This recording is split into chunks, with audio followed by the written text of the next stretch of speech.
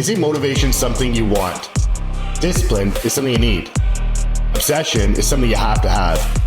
I'm going to show you what I wanted, how I got it, and how I was obsessed to get there. All right, another episode of Forget the Noise podcast. I'm going to be honest, I've been slacking a little bit the past few weeks. There's just been when I scrape my toe, I don't know why that's put me off so much. We ended up dialing in some more stuff with the company. We ended up just doing some more personal branding stuff. We revamped the way we're doing social media with AC Custom. It's just been a lot on my plate. And I actually wasn't going to do a podcast today. We were driving and I looked at T-Dog and I'm like, you know what, maybe we're just going to postpone until tomorrow. Today's just a hectic day.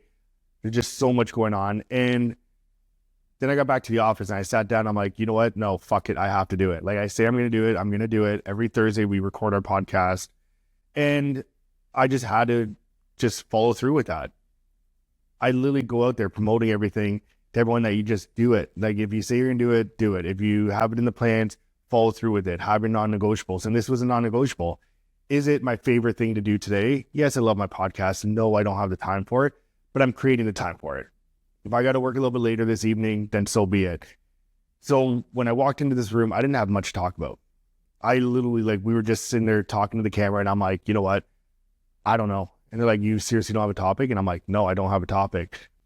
But something hit home the other day. And this is what I wanted to talk about, is that ceiling cap.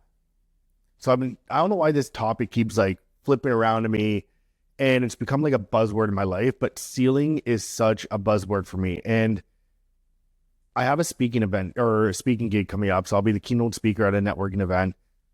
And it's about networking. And every other speaker we had was either about their business or it was about how networking's helped their business. And the thing people don't exercise as a muscle in business with networking is the growth aspect of it. That's huge. And it's probably the most beneficial part of networking. Sure, you might cut a deal here and there. You might land a big contract, but that won't be there forever. Your personal growth will literally fucking be there forever. From the day you start until the day you stop, it just gonna stick there. You can go to the gym for 6 years straight. You can stop. That strength will still be there. That muscle memory will still be there. If you stop for a year and then pick it up again, it's gonna take you half the time to get back there. And that's not just fitness. It's everything. It's time blocking. It's accomplishing what you say you're going to do. It's, creating non-negotiables. It's creating, or I guess, constructing your life around what your goals are. I was just talking to someone and they're like, should I do this or that? And I'm like, what's going to move the fucking needle more? And I'm becoming so short with giving advice and explain to people what I would do in that situation, because before I would sit back and say, what's the best scenario for this person here? Someone came to me with the problem and I'm like, what is their best move considered on their scenario? I don't know fuck all about their scenario. I don't know anything about them. I don't know their day-to-day life. Sure, I might know them as an acquaintance or something like that, but I don't know their struggles or anything. So I started giving advice based on what I would do. And I find it's going so much further for people because it's very black and white the way I operate in my life. There's no grays or maybes. It is or it isn't. It's yes or it's no. It's top or it's bottom. It's left or it's right. I don't like to go in that middle nonchalant kind of area where things don't have an indefinite result. So let's go back to the speaking event.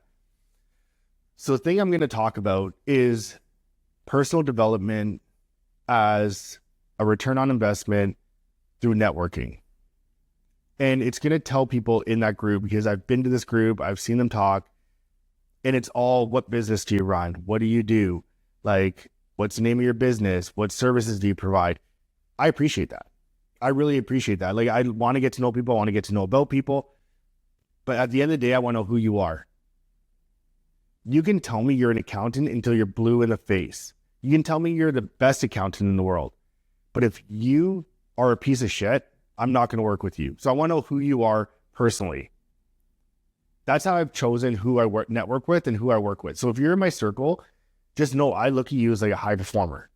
I look at you as someone that pushes boundaries and moves goalposts and all those other stupid buzzwords.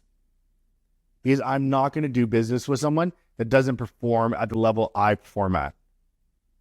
Because when I need something, like I know my expectations, I expect everyone else around me to have those same expectations. It's the same thing as like when someone comes to me and says, hey, I need this done. I'm like, yeah, you know what? I'll get it done today. Just like in turn, where I'm like, I need this done. I expect it done the same day. No ifs, ands, or buts about it. Just that's the way I operate. That's why I deliver. That's what I expect back. So that's the first thing I'm going to talk about. And the second thing I'm going to talk about is networking with the right people in a certain environment. We tend to realize how realistic certain things are. Like what someone's ceiling cap is. If you are in a low operating, like say networking group, everyone just say, hey, my goal is to run my business, make $100,000 a year. And you know, I took that extra step and I paid to get in different rooms.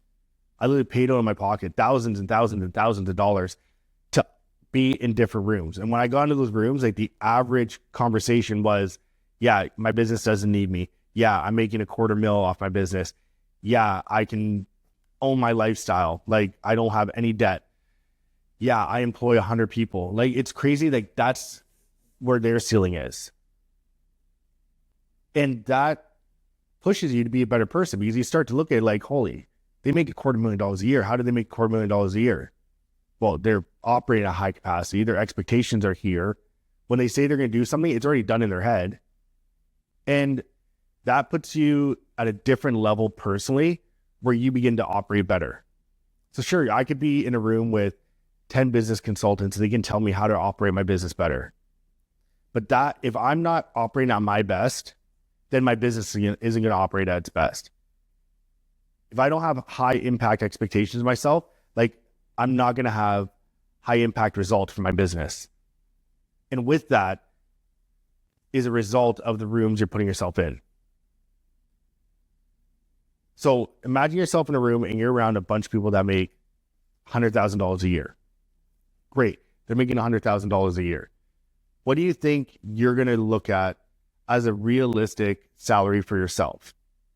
$100,000 a year. And even if there's 100 people in that room, now let's scale the room down to 10 people. But there's 10 people in that room. They're all saying my salary is $250,000 or $500,000 a year. It doesn't matter if there's 100 or 10. You're going to look at this room and say, hey, you know what? They can all do it. I can do the same thing. And the best part about that is when you're in that room that people are making $500,000, million, $2, $5, $10 million a year, they want you to make that money too. That's what's crazy about the whole thing is like when you're in a room with like 100,000 people or people making $100,000, and I've been in those rooms, there is so much competition that it's almost like heartbreaking. Where I'm like, why is everyone competing with each other? Why do you give a shit about the next person? Why do you want to bury the other person? That's not what it's about. Look at the biggest companies out there, Coca-Cola and Pepsi. Sure, they're competition, but you see banter commercials on it. They spend millions of dollars creating commercials, making fun of each other, but it's like both their logos are in that commercial. They know either way, one of them is making the sale. But who's going to make the sale is a matter of like the end of the equation. But at the end of the day, like they're working off each other. You're telling me out of all those marketing executives in Pepsi or Coke aren't in that room saying, hey, we're going to do a video where we make fun of Pepsi. They don't think to themselves like that's going to promote Pepsi a little bit. But they know the people that are going to go with Pepsi are already with Pepsi. So why not have a familiar brand in that commercial that are going to draw people in? Why not create something and collaborate with Pepsi? And I know they don't call each other and collaborate, but they indirectly think about it and saying, hey, you know what? If we make a competitive video where we're making fun of Pepsi, it's going to go viral online. It's going to start trending. People are going to like, hey, do you see that commercial here? Let me look it up. And your brand comes front and center. And sure, they might not be looking at to buy a Coke product, but they're looking up your brand. They're looking up who you are. And that wasn't like one company just bashing on another one. That was strategic. You don't see them putting out press conferences, bashing each other, saying we taste better, their ingredients are horrible. They don't do that because they're operating at another level. And those are the rooms you need to get into. And I'm telling you, once you get into those rooms, it's not about business. Yes, we all want to help each other with business. We all want to see business grow, but we want to see that business grow to help those people better their lives. They want people to like have more time with their family. They want to be able to have a business that runs itself. It's not the goals of making $50,000 a year. There's no goal of like, I just want to be able to support myself and say I work for myself. Those are like out the window. Those are like expectations when you walk in the bigger rooms. And sometimes, yeah, you have to like pay to be in those rooms. But I'm telling you, if you can do anything with networking, get into other rooms where personal growth is a mindset, not business. Step away from the business. Step into rooms where people want to know who you are, what you can do better, and what you want better. Now, I know today was short and sweet. I think we've had a few long episodes here. We've had guests on last week, or I don't even know who we had last week. Either way, every episode's run like an hour. I feel like maybe a solo episode was good, especially I'm a little pressed for time, but I said I was going to do it. I got it done. So signing off, forget the noise. Hopefully you got some value out of that, and make sure you're getting in the right rooms. Besides that, go out, crush it. Until next week, Forget the Noise podcast.